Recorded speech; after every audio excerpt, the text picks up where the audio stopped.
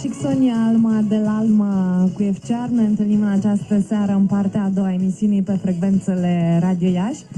La sfârșitul lunii octombrie FCR a realizat, să spunem așa, o colaborare care a atras atenția. Piesa este deja pe toate posturile de radio.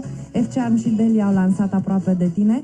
Vorbim despre această nouă piesă și despre proiectele la care mai lucrează FCR în perioada asta.